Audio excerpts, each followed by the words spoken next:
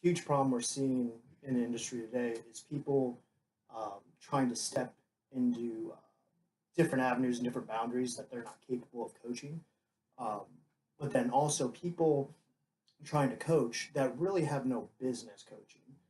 Um, some of those people are trying to get into the industry, but then others have day jobs or have other careers that they really don't need to be in this industry at all.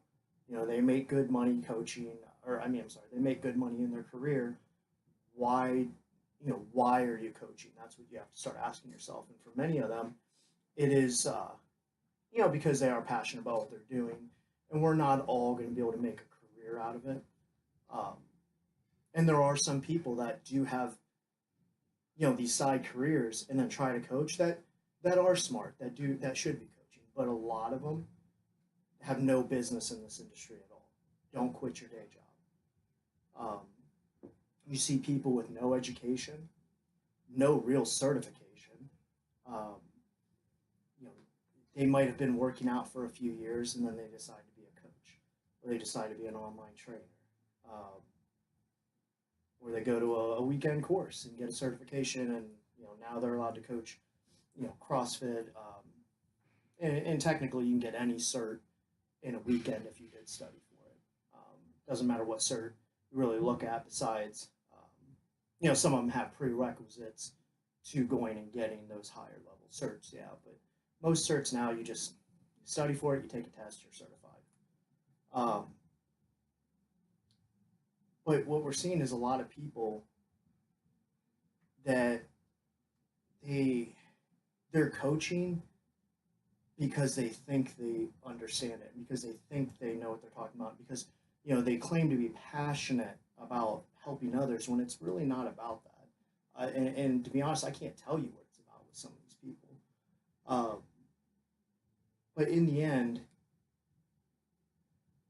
it's kind of go back to the last video where I say the consumer has to start making that call. Do you want to be coached by a professional, or do you want to be coached by someone where it's a side hobby job? I think this online training movement has kind of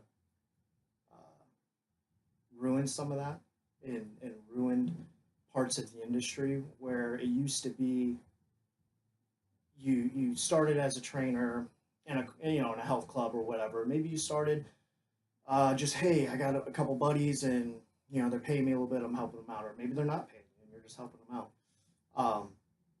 And you kind of worked your way up at that health facility, at that gym. There was specialty gyms around. There's always been powerlifting gym. There's always been Olympic weightlifting gyms, things like that. But they were small barbell clubs. It's not like today when you have gyms that are growing pretty quickly that have hundreds of athletes in them. That's not a problem either as long as you have coaching. But like I said, it used to be you kind of work your way up. You start to build a clientele base. You start working with a variety of people. But most of your clientele base probably started out with the general population, things like that. And then you work your way up from there. Maybe you become, kind of the head trainer there. Maybe you become a fitness director, something like that. And then as your name gets out there, you maybe are doing distance, coaching where people are driving in to see you, or, they're making that phone call. Maybe they're chatting with you online or something like that, or through email. But now, with the online training, someone could be genetically gifted, throw up a couple pictures on Instagram, been working out a year, you don't know, throw up in their bio that they're a trainer, start selling programs, and the naive people, they just get sucked into that. And then before you know it, they're what used to be a $20 program, now they're selling for 200. There's people that have made careers off of this. There's people that are millionaires from online training when they had no background in training at all. They had no certs. They had all they did was post their abs, post their butts, post, whatever. Maybe they were, good looking person with a decent body, and oh, I got it from this protocol, and this is my fitness regimen. Buy my program for $100, and you get enough followers, you get enough people that buy into that, and you sell your programs at $100. I mean, simple math. You can get, um, 100 people to buy your $100 program. There you go. You're making money. And some of these people, again, are charging $200 for templates. That's all it is. They'll claim it's, this great 8-week program also is a template that they sent out to 1,000 other people, but they just, made 50 grand off of it, 100 grand off of it, whatever. Um, and there are some people that they've taken advantage of their success, and they do have a right to sell, certain programs. And I can remember, I think, Ben Pollock posted something where he had his program out there, and I want to say 100 people or something like that bought it in 24 hours, and I think he put it down to like a $50 price. It's like, simple math. I made $5 grand in 24 hours from selling programs. Now he's been a really elite level lifter. He's got educational background, things like that. So good on him. He's got his following. He pushed those programs. But like you said, you see some people that haven't achieved anything. They haven't had any educational background that make more money than people that have really worked their way up, or people that deserve that. But maybe they didn't come into the industry at the right time. Maybe they're not as good with their marketing, or they just didn't sell out to the industry. You see that a lot too. So. What do you mean when you say sell out? So sell out to the industry, I guess kind of following, there's certain things we don't do. Like I don't sell supplements in my gym. I will recommend certain things here and there, but I don't have supplements sitting outside. I know I can make money from them. I don't do it. I know there's certain ways to post things, or sex sells. I could take, whatever females wanted to be involved in it, and throw certain pictures, certain angles up online all the time, create a following, and start selling these programs, those programs. I could have my female coaches doing that, but we don't do that. And there are some people that, again, sell out to the industry, and they know that's what's going to make the money. So it's every day. It's a booty pic, or it's this client, that client, and it's either one on the sex sell side, or two, you do see people who post every single client almost every day of their training, and it just kind of that flood kind of guerrilla marketing approach that, again, it's just not something that I ever cared to do. So you talked about how it's definitely hurting the industry. To play devil's advocate, is there any side to that, in your opinion, that actually helps the industry in any way? I think that there are people that are putting out good content, with the online movement, with the right programs, the right coaching, the right, how to call it, like training system. So you'll see a team of people. Juggernaut Training Systems obviously has grown tremendously, but look at the quality of coaching that they bring in. Look at the quality of coaching going out to their clients. Then they've been able to branch off from that and build certain ways to reach more people without doing just individual training. They put out a lot of good content as well online. So I think that the whole internet movement has helped in that way, because there's a lot more information out there. It used to be, you had to go in the magazines, which half of those are full of crap. You had to go online and go into forums and try to read things, just constantly researching. And this wasn't that long ago. I mean, hell, when I really first started lifting, we were still doing that.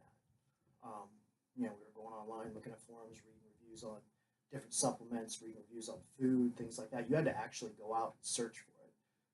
Whereas now you follow someone. They did, squats today. Oh, okay. Well, then they're deadlifting on this day. Oh, they did some deficits. Maybe I should add deficits in my program. Oh, there they did some safety bar good mornings. I should probably add those in. And then it's just, people take these bits and pieces from all these places online, not really knowing how to combine it.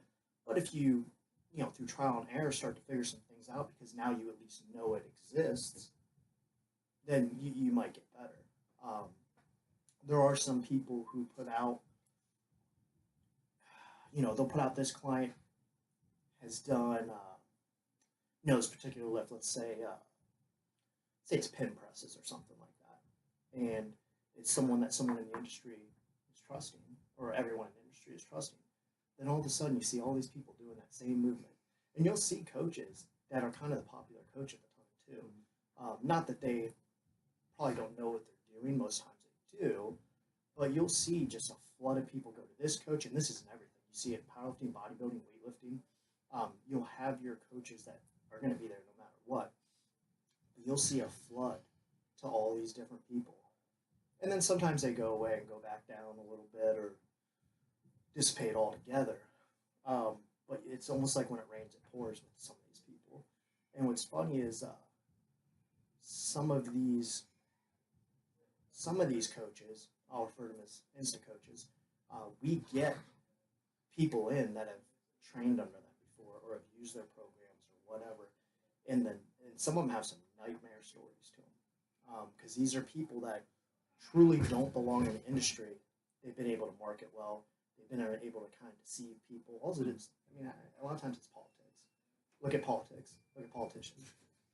Look who gets voted into offices. Are they the best candidates? Sometimes, hell no. But they've been able to, in the end, manipulate enough people to vote for them. So sometimes that's what happens in the industry as well. So I said we get some people in, follow this person, and then 2 months later, hey, follow that same person. A couple months later, follow the same person, and then they all come in with the same story, and you start to realize that person, even some of them are educated, truly don't have a clue. You got registered dietitians throwing girls for their preps on 1,200, 1,400, 1,500 starting calories, 16 weeks out. Starting. And it baffles me how, one, you're that educated and don't understand that those girls need more food. And then it need a different training protocol as well because programs aren't good. But then, you get, where are you going to go from there? At 1,500 calories, 16 weeks out. I've never had anyone in show prep drop, even at the very end, probably not dropping below in the mid 1,300 range. And if they're there for maybe a few days, if that. Not weeks at a time. There's nowhere to go. And you wonder why these people come out with all these issues post show. That's a whole other conversation in itself. But,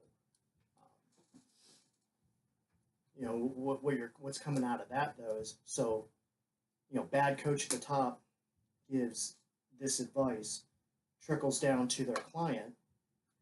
Client all of a sudden, after a year or two, or hell, sometimes a couple months, maybe one show or one competition, wants to start coaching people themselves. Again, they have no business trying to coach anyone, but who did they learn from? That coach. So it's a trickle-down effect. Bad information, bad coaching goes into that person. They turn around, they do it to another person, but to the I don't call them naive, but the people that they just don't know. They just see, oh, that person did a show. Oh, they did competition. They lifted X amount of weight, or they look fit. They know what they're doing, and they don't realize the information that this person learned was from that coach. They don't have no education. They have no formal background. They haven't been doing this a long time. So then they go to that person. That's what's ruining the industry. Is you have all these people just branching out that way.